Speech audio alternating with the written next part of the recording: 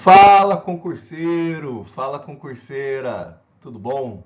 Aqui quem fala é o professor Fred e hoje estamos aqui para mais uma aula do nosso curso de atualidades, onde hoje nós vamos ter uma aula pesada, uma aula aí muito conceitual, onde nós vamos trabalhar o tema de desigualdade social e combate à pobreza no Brasil.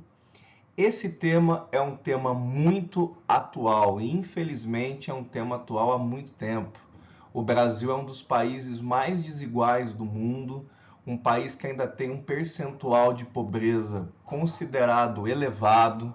E na aula de hoje, nós vamos explorar esses conceitos. O que é a desigualdade social, como é que ela se manifesta no Brasil e como é que tem sido feito o combate à pobreza entre a nossa população. No entanto, esse tema esconde também conceitos importantes a respeito da população do Brasil, a questão do envelhecimento populacional e temas referentes à população brasileira como um todo, que tem sido muito cobrado nos últimos concursos, nos últimos anos. Então eu quero que você se acomode na cadeira, pega o seu material de estudo, suas anotações e vem comigo para que a gente possa explorar esse tema tão interessante e importante. É uma aula multiconceitual. Aqui você vai ter um panorama geral de como anda a população do Brasil e como que essa população está enfrentando as questões aí de desigualdade e pobreza. Vamos nessa então? Vamos explorar esse tema pesado, longo, mas muito importante para os concursos que você está prestando. Vem comigo então. Então vamos lá, vamos começar a nossa análise a respeito da desigualdade e da pobreza no Brasil. Só que antes de entrar propriamente dito nesses temas de desigualdade e pobreza, nós precisamos entender o contexto de como é a população brasileira hoje. Isso muito cobrado em concurso, que você compreenda as características mais importantes da população brasileira, porque só assim você vai entender o impacto da desigualdade e da pobreza sobre essa população, beleza? Então vamos começar com o primeiro dado importante aqui, ó. A população do Brasil superou 203 milhões de habitantes, segundo o censo de 2022. O censo é uma pesquisa feita sobre a população do Brasil a cada 10 anos. Ele deveria ter sido feito no ano de 2020, mas como era um ano de pandemia, adiaram 2 anos para fazer essa pesquisa sobre a população do Brasil. Então ele é atualizado a cada 10 anos, tá? O próximo vai ser em 2030. Então, segundo o censo de 2022, né, hoje nós temos uma população no Brasil de um pouco mais de 203 milhões de habitantes. É um acréscimo aí de 12,3 milhões de pessoas do total registrado no penúltimo censo, que era o censo de 2010. Então, a população brasileira está crescendo, mas num ritmo pouco acelerado. Nossa população cresce num ritmo lento e chegamos a 203 milhões. Isso significa que o Brasil é um dos países mais populosos do mundo, um dos países que tem uma das maiores populações do planeta. Essa população, ela tem uma característica marcante que você precisa conhecer, que é a seguinte, que eu trago no segundo ponto aqui para você. Uma dessas mudanças que estão permeando a população brasileira é que a nossa população está envelhecendo. O que significa dizer que a população brasileira está envelhecendo? Significa que o número de idosos está aumentando consideravelmente no Brasil. Só quero lembrar você que é considerado idoso um indivíduo que tem acima de 60 anos. Então, se eu estou dizendo que a população brasileira está envelhecendo, eu estou dizendo que está aumentando o número de pessoas acima de 60 anos. E, obviamente, para a população também estar envelhecendo, o número de jovens tem que diminuir. Jovem é quem tem de 0 a 19 anos. Adulto é entre 20 e 59. Por isso que eu coloquei aqui no segundo ponto que a taxa de natalidade está diminuindo. Então, se a taxa de natalidade está diminuindo, ou seja, o número de jovens está diminuindo e o número de idosos está aumentando, significa dizer que a população brasileira está envelhecendo. A gente consegue ver isso nesse gráfico que eu coloquei aqui do lado para você, observa. Em 1900, que é o último ano do século XIX, no ano seguinte, 1901, já seria o século XX, a expectativa de vida do brasileiro era de 34 anos. Ou seja, era um país que não oferecia qualidade de vida para as pessoas. Tanto que o máximo que as pessoas viviam ali, né, em média, 34 anos. Claro que não quer dizer que chegava aos seus 34 anos e morria, não era isso. É uma média. Então, uma expectativa de vida média era de 34 anos. Muito pouco, concorda? No ano 2000, observa que nós já temos uma expectativa de vida de 70 anos. Percebeu como aumentou? Mais que dobrou a expectativa de vida entre o início do século XX e o início do século XXI. Nós vamos para 70 anos de expectativa de vida. E para 2060, que é uma projeção para mais ou menos aí metade do século XXI, a expectativa de vida que nós chegamos a 81 anos de média de vida. Esse aumento da expectativa de vida é uma forma de evidenciar que o Brasil está envelhecendo, que a população brasileira está envelhecendo. Compreende? Ora, por que que isso está acontecendo? Terceiro ponto aqui para você. Isso é reflexo do aumento da expectativa de vida, como eu te mostrei agora no gráfico, da redução da taxa de fecundidade. O que é isso, Fred? Taxa de fecundidade é o número de filhos por mulher. Se está diminuindo a taxa de fecundidade, quer dizer que cada vez mais os brasileiros procuram ter menos filhos. Era comum no passado, por exemplo, uma família ter 7, 8 irmãos. Hoje, para ter 2 já é um sacrifício. O número de filhos por mulher está diminuindo. Isso é a taxa de fecundidade. E claro, isso aqui é muito importante, o avanço dos cuidados de saúde melhorou a qualidade geral da saúde do brasileiro, o que permite com que a população brasileira envelheça, ou seja, viva mais tempo. Nós temos hoje antibióticos, nós temos vacinas, nós temos tratamentos cirúrgicos, nós temos medicina preventiva, nós temos uma série de melhorias no campo da saúde através do avanço da ciência que permite com que a qualidade de vida de toda a população, e especialmente dos idosos, se torne uma qualidade de vida muito adequada para que as pessoas vivam mais. Agora, repare, essa mudança de perfil da população brasileira, se tornando uma população cada vez mais idosa, traz desafios importantes para o país. O primeiro deles, o desafio do sistema previdenciário. Como é que nós vamos poder pagar a aposentadoria de cada vez mais idosos? O sistema previdenciário público do Brasil funciona através de um esquema quase que de pirâmide, né? Aqueles que estão trabalhando é que pagam as aposentadorias daqueles que já se aposentaram. Ora, se está aumentando o número de pessoas aposentadas e diminuindo a fecundidade, diminuindo a natalidade, quer dizer que vai ter cada vez menos jovens na sociedade. E se tiver cada vez menos jovens na sociedade, nós temos uma perspectiva de no futuro ter menos trabalhadores. E aí vai ter uma sobrecarga sobre o sistema previdenciário. Nós temos também desafios em relação à saúde, né, preventiva, principalmente para o campo dos idosos. Precisa investir muito naquelas situações em que os idosos são mais expostos e mais frágeis. E também a políticas sociais para idosos, o que vai precisar ser adequado a uma nova realidade no Brasil. Então, essa primeira parte da nossa aula é para você perceber essas características da população. Somos em 203 milhões, estamos vivendo mais por conta de melhorias de saúde, estamos tendo cada vez menos jovens na nossa sociedade e a expectativa de vida está aumentando. Então, perceba que vai se formando um cenário de uma população cada vez mais madura no Brasil. Beleza, professor? E aí? Vem comigo. Seguindo aqui com a nossa análise a respeito de como é a população brasileira, uma outra coisa que os concursos exploram bastante é você saber qual é o ambiente que essa população vive de forma majoritária, tá? E aqui o que a gente precisa entender? A maior parte da população do Brasil vive em áreas urbanas e não mais em áreas rurais. Já faz pelo menos quase meio século que a maior parte dos brasileiros é residente em áreas urbanas e não mais em áreas rurais. Cerca aí de 75% dos brasileiros hoje vivem em cidades. Então é importante levar em consideração esse dado. Por quê?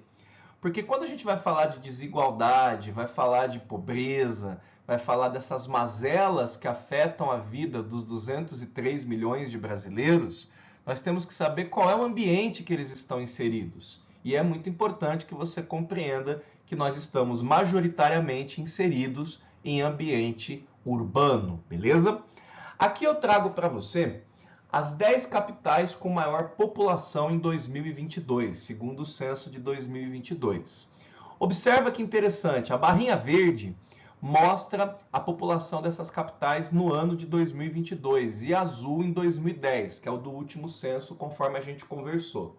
As 10 capitais com maior número de pessoas são São Paulo, seguida de Rio de Janeiro, Brasília, Fortaleza, Salvador, Belo Horizonte, Manaus, Curitiba, Recife e Goiânia.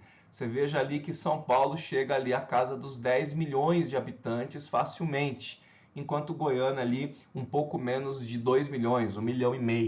Ali você tem então, nesse gráfico fornecido para a gente, uma ideia de quais são as aglomerações urbanas mais importantes do Brasil, para você ter uma ideia de onde é que os problemas urbanos de desigualdade e pobreza vão acontecer com muito mais ênfase, com muito mais intensidade, correto? Eu trouxe alguns pontos aqui para a gente analisar. Então, 3 pontos importantes para que a gente possa levar em consideração nessa nossa aula de desigualdade e pobreza, conceituando a população do Brasil. Primeiro, o censo confirma a tendência de crescimento das áreas urbanas em detrimento das áreas rurais. Então está confirmado, o Brasil hoje é um país urbano. A população brasileira é majoritariamente urbana. Portanto, se nós vamos estudar desigualdade e pobreza, temos que ver isso nas questões urbanas também. Esse aumento da urbanização, muita atenção nesse ponto, em destaque isso, por favor, traz desafios. O fato da maior parte da população do Brasil viver em áreas urbanas nos traz desafios importantes. E quais seriam? Crescimento desordenado é o primeiro desafio. O que é um crescimento desordenado? Quando nós falamos de crescimento urbano, meu caro concurseiro, minha cara concurseira, nós precisaríamos falar antes de planejamento urbano. Toda cidade deveria ter um plano diretor, fazendo uma prévia, um planejamento, uma antecipação de como aquela cidade cresceria nos próximos anos, fazendo com que o poder público antecipasse as tendências daquela cidade. Ou seja, aonde é que os novos bairros vão estar, aonde é que nós vamos construir vias públicas mais largas, como é que nós vamos planejar as novas áreas de lazer, shopping centers, enfim, como a cidade vai se planejar. O nome do documento que planeja isso seria o plano diretor da cidade. Só que isso é raríssimo no Brasil. A maior parte das cidades cresce de forma desordenada, significando dizer o quê? Que a maior parte das cidades brasileiras cresce sem nenhum planejamento, o que obviamente vai levar a problemas. Segunda coisa, as nossas cidades têm problemas de infraestrutura. Falta muitas vezes vias pavimentadas, falta uma melhor mobilidade urbana, um deslocamento mais rápido dentro das cidades. Hoje a realidade da maioria das pessoas que vivem nessas capitais, por exemplo, que nós estamos estudando, é uma realidade onde leva-se horas para sair de casa e ir até o trabalho. Leva-se horas para poder vencer o trânsito lotado, excesso de carros. É uma falta de infraestrutura geral. Isso sem contar a falta de saneamento básico, coleta de lixo, tratamento de água. Muitos lugares ou muitos bairros dentro dessas cidades não têm essas infraestruturas essenciais para a qualidade de vida. Falta de moradia adequada, problema da favelização. Nós temos muitas capitais, notadamente aí São Paulo, Rio de Janeiro e Brasília, que são as 3 maiores capitais com maior população do Brasil, com áreas de favelização muito fortes. Os morros cariocas repletos das comunidades, a periferia de São Paulo com problemas de falta de infraestrutura e favelização, Brasília a mesma coisa. Então nós temos hoje no Brasil a manifestação dessa desigualdade, dessa pobreza nas cidades a partir da falta de moradia adequada. Existem até movimentos sociais no Brasil que lutam por moradias. A Constituição coloca o direito à moradia como um direito básico do cidadão, mas infelizmente não é o que nós vemos na realidade do dia a dia do brasileiro. Morar em grandes cidades sem condições mínimas de salários adequados, por exemplo, leva aí à favelização e à falta de moradia. E por fim, tudo isso culmina no quê? Em desigualdades sociais, onde nós vemos a maior parte dos brasileiros vivendo com pouca renda, de forma precária, em ambientes urbanos extremamente inadequados à convivência e à vida humana. Por isso, é necessário um planejamento urbano adequado para enfrentar esses desafios. Hoje, o poder público no Brasil, o Estado, seja o governo federal ou os governos estaduais e até mesmo os governos municipais, tem se debruçado sobre o planejamento sobre esses problemas que eu citei que existem dentro do ambiente urbano. O problema, meu caro concurseiro, minha cara concurseira, é que leva anos para se sentir os efeitos de pequenas melhorias nessas áreas. Por exemplo, é possível fazer um projeto de urbanização de favelas, é possível levar metrô, é possível levar transporte público de maior qualidade, melhorar o acesso às vias públicas, mas tudo isso leva tempo, dinheiro, recursos para consertar o erro inicial. Fred, qual era o erro inicial? Não ter feito o planejamento antes de acontecer. Para evitar todos esses problemas e essas desigualdades que dificultam a vida do brasileiro, é necessário que o planejamento fosse prévio, ou seja, antes do crescimento desordenado das cidades. Agora você compreende como é a característica contextualizada da população brasileira. Somos 203 milhões, vivemos majoritariamente em áreas urbanas. Nessas áreas urbanas nós temos diversos problemas estruturais, como nós acabamos de ver, e a população brasileira está envelhecendo, significando dizer que vão existir desafios específicos de uma média de idade cada vez maior da nossa população. Dito isso, tendo trabalhado esses conceitos e esses temas com você, agora a gente pode passar a analisar como é que anda a questão da pobreza, da desigualdade no Brasil.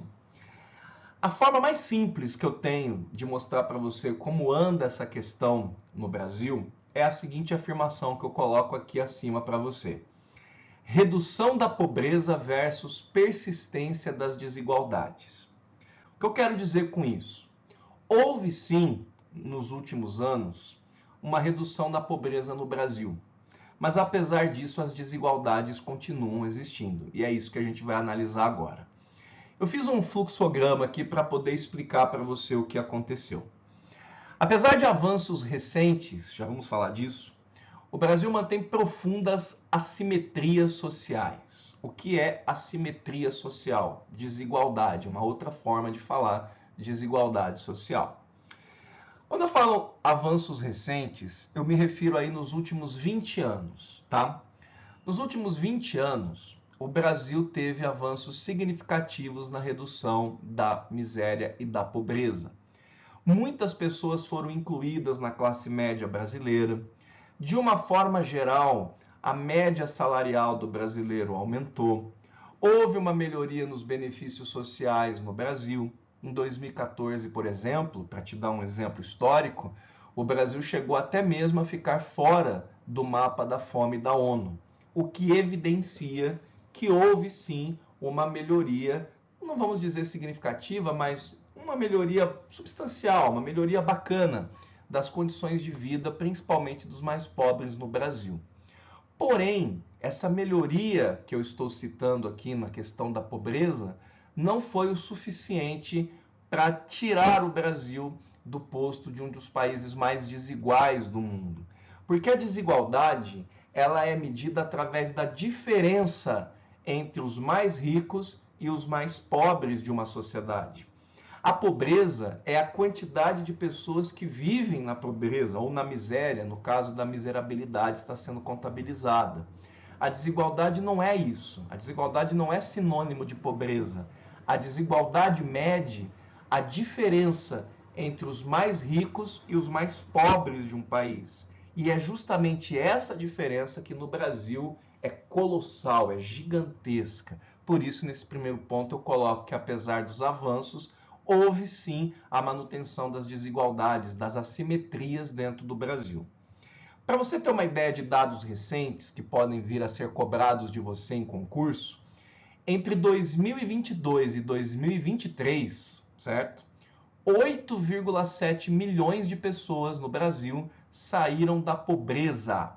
Uma redução de 8,7 milhões, o que corresponde ao seguinte: o contingente de pobres no Brasil diminuiu de 67,7 milhões para 59 milhões de pessoas, o que equivale a 27,4% da população.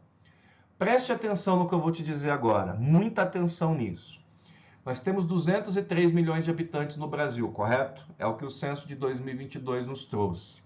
Desses 203 milhões de habitantes que o Brasil tem, arredondando aí, 59 milhões são pobres. São pessoas que têm dificuldade de vencer o mês, de passar o seu dia a dia, para sobreviver com um salário pequeno ou com ganhos pequenos. Muitas vezes na informalidade, muitas vezes vivendo de bico ou de empregos precários. Isso equivale a quase 30% da população brasileira, ou seja, 27,4% da população. Então, embora nós tenhamos visto uma redução nos últimos anos da pobreza, como eu acabei de te apresentar os dados oficiais, isso não significa que há poucos pobres no Brasil. 59 milhões de pessoas, gente, é mais ou menos a população de vários países da Europa, para você ter uma ideia. Ainda é um contingente muito grande populacional que vive na pobreza, o que evidencia que o desafio de reduzir as desigualdades, reduzir a pobreza no Brasil é gigantesco, gigantesco. Só para abrir um parênteses aqui para você ter uma ideia, o país que mais reduziu a pobreza nos últimos 40 anos no mundo foi a China. A China tirou mais de 150 milhões de pessoas da pobreza. Mas lá nós estamos falando de um país que tem mais de 1 bilhão e 200 milhões de habitantes e que implementou, conforme nós vimos, ou você ainda vai ver no módulo de liberdade de expressão e democracia, um regime autoritário. Aqui no Brasil, nosso desafio é combinar a aplicação de um regime democrático juntamente com políticas públicas que de fato reduzam a pobreza. Na extrema pobreza, olha o terceiro ponto ali, ó, o terceiro fluxograma. A queda foi de 3,1 milhões de pessoas, alcançando 9,5, 4,4% da população do Brasil é miserável, significando dizer que esses miseráveis não conseguem sequer sobreviver, vivem como pessoas à margem da sociedade, por isso são marginalizados. Se nós somarmos os 59 milhões de pessoas que são pobres, com os quase 10 milhões de pessoas que são miseráveis, nós temos praticamente a população da França no Brasil vivendo em condições precárias, e isso é muito grave. Agora veja o dado mais alarmante, que eu quero que você destaque aí junto comigo. Observe, os 1% mais ricos detêm renda 31,2 vezes maior que os 50% mais pobres no nosso país. Esse é o dado que mostra a extrema concentração de renda que existe no Brasil. Esse é o dado que mostra como o nosso país é um país desigual. E veja bem, nós temos condições de termos um país com maior distribuição de renda, mais justo, mais humanitário, com o capitalismo funcionando de forma mais eficiente. Mas essa característica da nossa sociedade, de ser uma sociedade que concentra a renda, ainda persiste, e é por isso que, apesar de ter reduzido a pobreza, ainda se persiste com a desigualdade social nesse país. Você deve estar se perguntando assim, Fred, beleza, então eu entendi, tá? Estou criando um contexto aqui na minha mente. A gente conseguiu nos últimos 20 anos reduzir a pobreza, nos últimos 2 anos eu vi aí que a redução aconteceu também, 2022, 2023, perfeito, legal. Mas por que ela diminuiu? Quais são os fatores que levaram a isso e o que ainda a gente precisa enfrentar? Então eu trouxe dados aqui atualizados de fevereiro de 2025 para que você possa ter dados que normalmente são cobrados em concursos públicos. Então olha só. Fatores de redução recente. O que aconteceu nos últimos anos, aí 2022, 2023, que são quando os dados estão consolidados, para o Brasil conseguir reduzir ali a população pobre, né, de 67 milhões para 59 milhões. Por que aconteceu essa redução? Primeiro, questão do mercado de trabalho. Houve uma queda do desemprego para 6,1% em 2024, com a criação de 3,6 milhões de empregos formais no Brasil. O Brasil enfrenta, claro, ainda muito problema de informalidade, mas houve uma redução do desemprego recentemente no Brasil, e isso pode ser explorado em concurso público. Houve um trabalho conjunto de governo federal, governos estaduais, iniciativa privada, houve uma melhora nas condições de oferta de trabalho formal no Brasil, o que criou-se 3,6 milhões de vagas formais. Claro que quando o indivíduo arruma um emprego, ele tem uma renda, e isso tem um impacto direto na qualidade de vida dele, reduzindo a pobreza no país. Segundo, há uma manutenção dos programas sociais no Brasil. Bolsa Família e Auxílio Brasil aumentaram a renda dos 50% mais pobres em 10,2% entre 2023 e 2024. O Brasil já consolidou os programas sociais como programas de Estado. O nome pode mudar. Num governo pode se chamar Bolsa Família, em outro governo Auxílio Brasil. O nome que se dá depende do governo da hora, do momento. Mas a ideia de que o Estado brasileiro fornece auxílios sociais aos seus habitantes está mais do que consolidado aqui no nosso país. Aqui hoje, falando com você em 2025, nós temos o Bolsa Família como o principal programa social. Mas repare que já há mais de 20 anos, independente do governo que ocupe, independente da ideologia que ocupe a cadeira presidencial, os programas sociais se transformaram em programas de Estado no Brasil e têm auxiliado muito na redução das desigualdades e da pobreza no nosso país. Terceiro item interessante, educação. Houve uma expansão do ensino superior público para pretos e pardos, um aumento de 15% desde 2008. A população mais vulnerável no Brasil é a população preta e parda, justamente por conta de um passado escravocrata que o Brasil tem, ou melhor, que o Brasil teve, né? E também da questão do racismo estrutural que existe dentro do nosso país. O acesso a universidades às pessoas negras e pardas é muito, muito difícil. E políticas de inclusão social, como por exemplo, política de cotas raciais, aumentaram muito a possibilidade de ingresso e permanência dessas populações dentro das universidades, sobretudo universidades públicas, como a USP, a Unicamp, a Unesp e todas as federais que você tem espalhadas pelo Brasil afora. Com mais educação, com melhor formação profissional, o indivíduo consegue ter acesso a melhores trabalhos e, portanto, também a melhores rendas. Dito isso, quais são os principais desafios, então, que nós temos que enfrentar, fazendo uma síntese daquilo que temos falado nessa aula desde o início? Temos o problema da concentração de renda, temos que saber combater a concentração de renda, já que o topo 10% mais rico ganha 14 vezes mais que os 40% mais pobres. O Brasil segue sendo uma sociedade muito desigual, onde milionários e bilionários cada vez ganham mais enquanto a população pobre divide os espólios. E para combater a concentração de renda, existem algumas políticas que podem ser feitas, já vamos ver isso. Temos que melhorar a infraestrutura urbana. Por exemplo, um dos assuntos que mais tem caído, cuidado com isso aqui em prova de concurso público.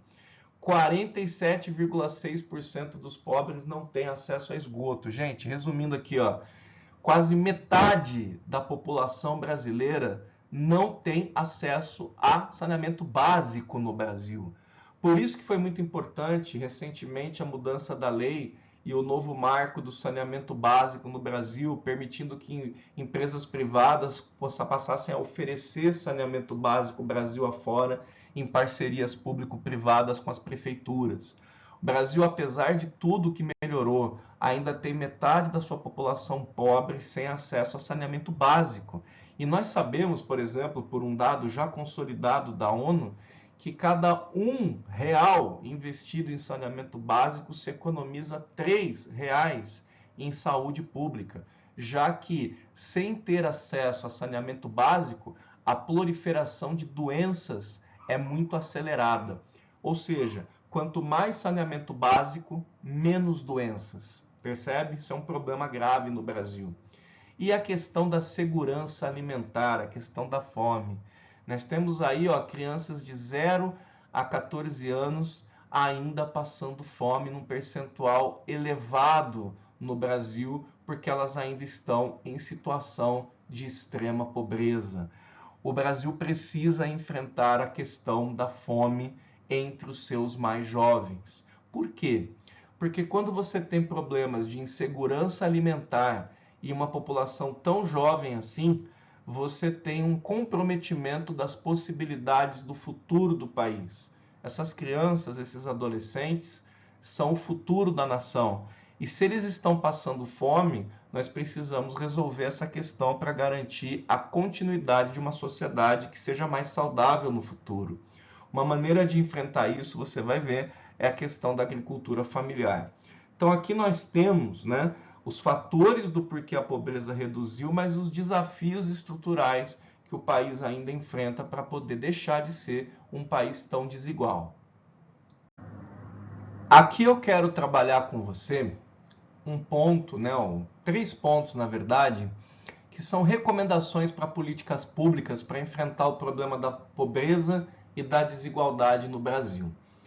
As questões de concursos às vezes pedem para que você veja, que você analise textos, dados que proponham alguma solução para esse cenário que nós conceituamos na aula até aqui.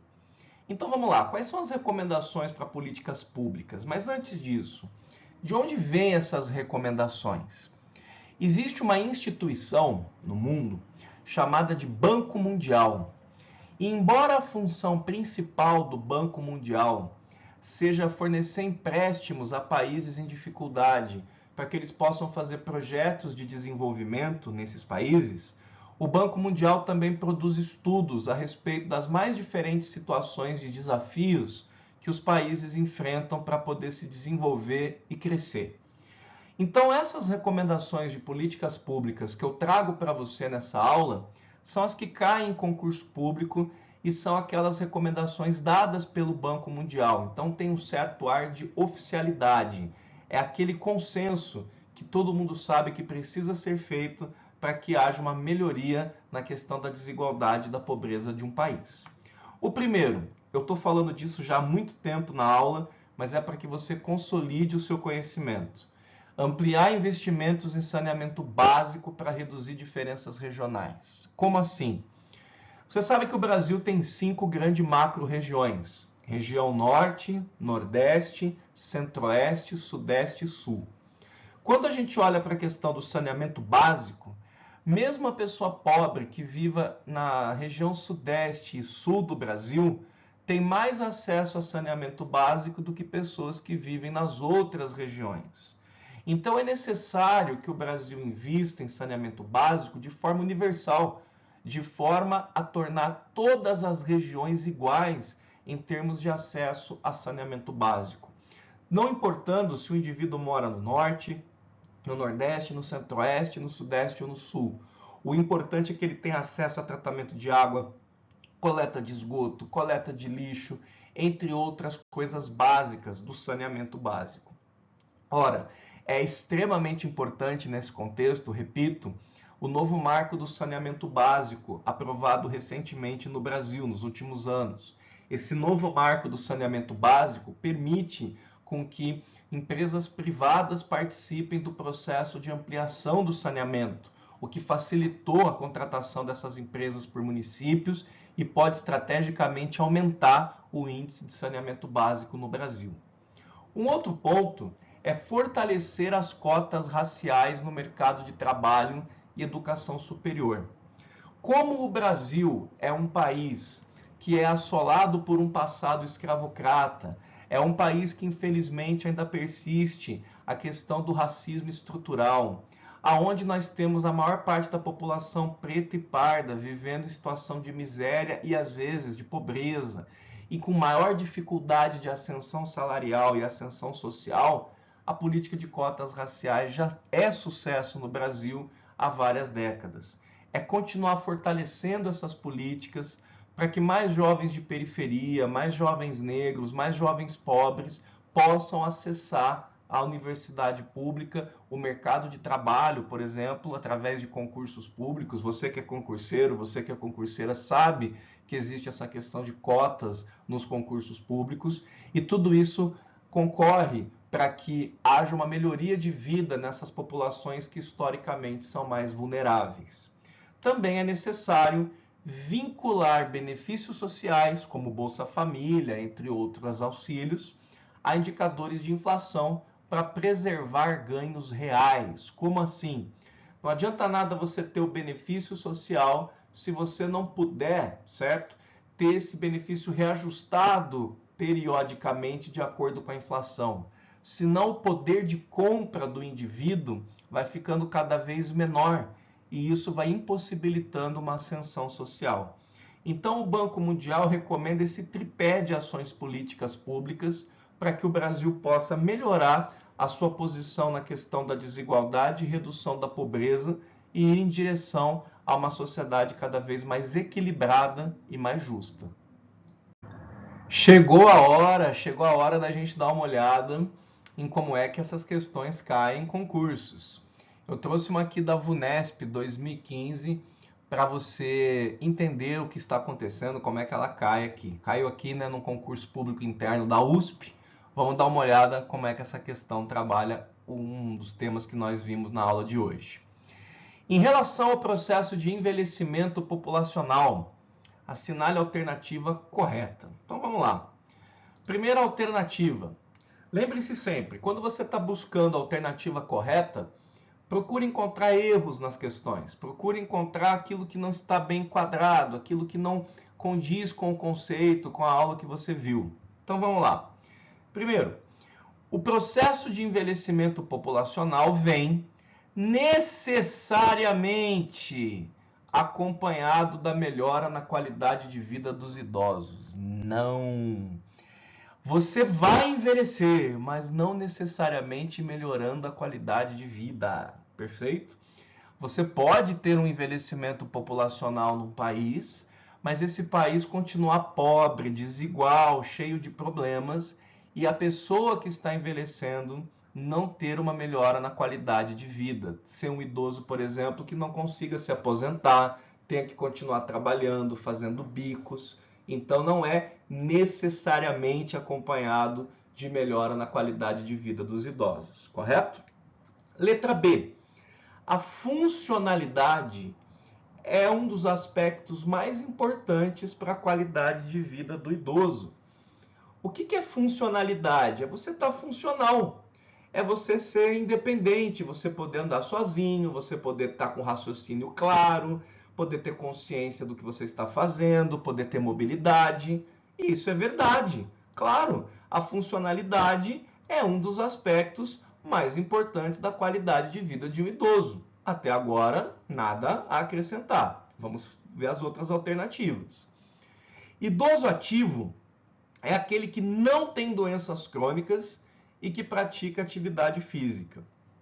Não necessariamente. Não necessariamente. Um idoso ativo é o idoso que está em idade, ou melhor, é o idoso que ainda está trabalhando, que ainda está exercendo atividade remunerada. E não é porque ele está exercendo atividade remunerada que ele não tem doenças crônicas e que ele está praticando atividade física, correto? Você pode ter um idoso que tem uma doença, mas por conta da situação de pobreza e vulnerabilidade, ele está lá trabalhando para manter um mínimo de renda, ok? Então está errado. Com o envelhecimento, todos os idosos se tornam frágeis. Não. Tem idoso aí que está melhor do que eu. Tem idoso aí que está muito bem, cuidou da saúde, principalmente se tinha condições financeiras de fazer isso. Então, quando eu falo que todos os idosos se tornam frágeis, não, eu estou generalizando demais, errado. E letra E, os idosos estão vivendo cada vez mais, porém não está ocorrendo o aumento do número de idosos no mundo. Está sim, não é só no Brasil que está aumentando o número de idosos, está aumentando também o número de idosos ao redor do mundo, porque a medicina evoluiu, nós temos remédios, vacinas, tratamentos, e mesmo nas populações de classe média baixa, às vezes até os mais pobres têm acesso. Daí a importância do SUS no Brasil. Por isso, a letra B é a correta. A funcionalidade é um dos aspectos mais importantes para a qualidade de vida do idoso. Uma outra questão que caiu aqui no ano de 2016 na prefeitura de Guaratinguetá, em São Paulo. Olha só, falando de pobreza. A pobreza resulta das desigualdades sociais, agravando mais a situação desta, que por consequência ocasiona a exclusão social, e que para uma equidade desse sistema são necessárias as políticas públicas sociais. Nós vimos lá, né, o tripé que o Banco Mundial oferece para as políticas públicas, né, saneamento básico, cotas raciais e investimentos aí em programas de distribuição de renda. Já se foi o tempo em que a pobreza era justificada como uma incapacidade da classe inferior em sair desse estado. Tem gente que acha que o pobre é pobre porque ele quer, né? Porque ele não se esforça. Isso não é científico, tá? Isso já se foi há muito tempo, não é assim que as coisas funcionam. O mito da cultura da pobreza, segundo a qual os pobres não melhoram suas condições de vida porque não querem, desfaz-se sempre na dura frieza das evidências empíricas e históricas, ou seja, a pobreza tem causas estruturais. Assinale a opção falsa a respeito das políticas públicas de redução de pobreza no Brasil. Então vamos lá. O programa Bolsa Família é um programa de transferência direta de renda que beneficia famílias em situação de pobreza e de extrema pobreza em todo o país. Beleza. Perfeito. É exatamente isso. Não é essa então, nós queremos a falsa. O programa Minha Casa Minha Vida, que é um programa de habitação popular, e nós vimos que um dos problemas de pobreza e desigualdade principais que existem no Brasil é lá nas cidades em relação a isso. Foi criado em 2009 pelo governo federal para facilitar a aquisição da casa própria para famílias de baixa renda. Perfeito, exatamente isso. Foi no ano de 2009 que o então presidente Lula, que por coincidência também é o atual presidente do Brasil, fez aí o programa Minha Casa Minha Vida. E só aproveitando a alternativa, independente do governo, quando era o governo Bolsonaro, o governo anterior, era a Casa Verde Amarela. É a mesma coisa, é o mesmo programa para combater o problema da moradia. Por isso que eu disse que é um programa de Estado e não mais um programa vinculado a ideologias. Então tá certo a letra B, não é falsa. Letra C. O Sistema Único de Saúde, o SUS, é um dos maiores e mais complexos sistemas de saúde pública do mundo, verdade? Garantindo acesso integral, universal e gratuito para toda a população do país. É verdade. Embora o SUS tenha falhas, embora a qualidade dos serviços às vezes não seja o ideal, tudo que está escrito aqui é verdade. O SUS é uma experiência de gratuidade de atendimento de saúde muito importante. E ele é integral, universal e gratuito a todos. Letra D. O programa Fome Zero, criado em 2003, verdade até aí, conseguiu erradicar completamente a pobreza e a miséria no Brasil, sendo considerado um caso de sucesso mundial. Olha, O programa Fome Zero até foi considerado um programa de sucesso em nível mundial. Mas quando a questão coloca erradicar completamente a miséria no Brasil, aí não, a fome e a miséria no Brasil não foram erradicadas completamente, como nós vimos na aula hoje. Ainda persiste mais de 68 milhões de pessoas pobres e miseráveis no Brasil, sendo que 59 milhões são pobres. Então o erro está aqui, ó. Conseguiu erradicar completamente a fome e a miséria no Brasil? Não. E a letra E, o Programa Nacional de Acesso ao Ensino Técnico, o PRONATEC, do governo federal em 2011, foi feito com o objetivo de expandir, interiorizar e democratizar os cursos de educação profissional e tecnológica no país. Sim, a educação, como nós vimos, é um fator de inclusão social. Então a letra D é que é falsa, porque ela coloca que conseguiu erradicar completamente a fome e a miséria no Brasil. Não. Eu espero que você tenha gostado dessa aula. Como eu disse, é um tema complexo, é um tema trabalhoso. Aqui a gente aprendeu vários conceitos importantes. Revise o tema, bons estudos e a gente se vê no próximo módulo. Até lá!